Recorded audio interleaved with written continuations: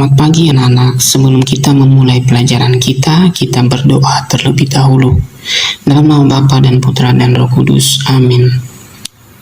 Terima kasih Tuhan, Engkau memberi kami ayah dan ibu yang merawat kami dengan kasih sayang. Ajarilah kami Tuhan untuk menyayangi ayah dan ibu dengan rajin berbuat baik. Amin. Dalam nama Bapa dan Putra dan Roh Kudus. Amin. Sebelum kita masuk pada tema kita hari ini, marilah kita bernyanyi terlebih dahulu.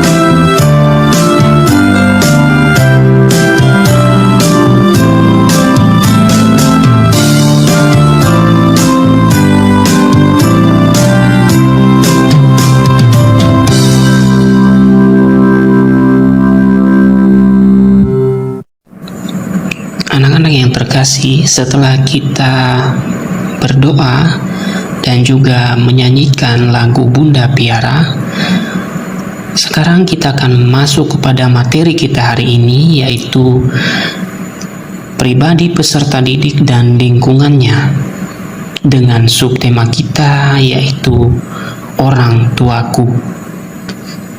Dalam materi ini kita belajar tentang bagaimana Kitab suci mengajarkan kita untuk menghormati orang tua kita dan juga menghormati orang-orang yang lebih tua dari kita.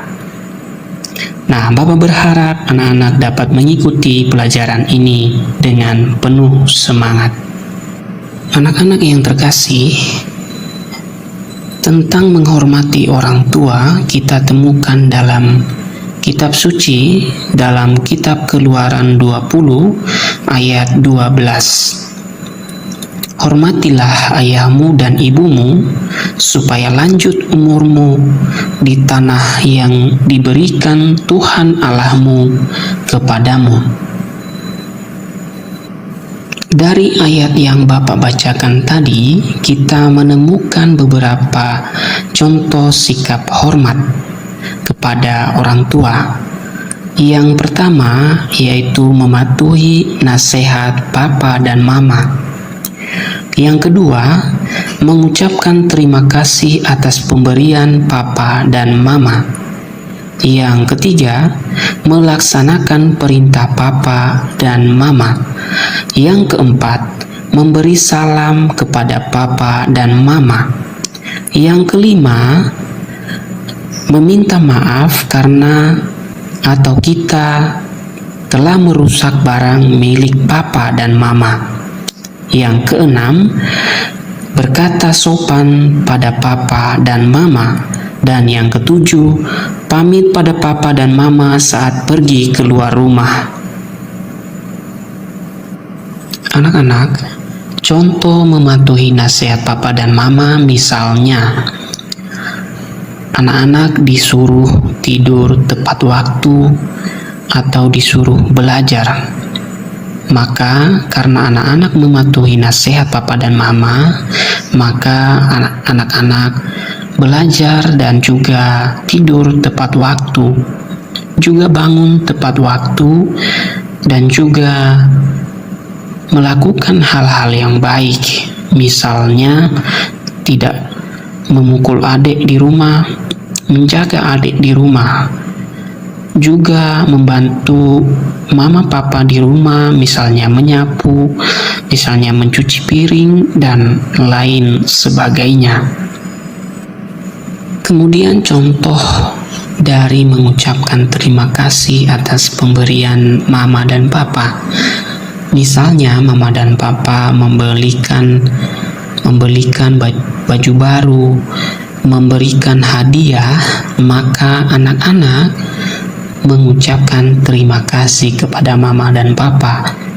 Dan dengan demikian anak-anak semakin semangat, terutama dalam belajar, karena mama dan papa memberikan hadiah kepada anak-anak.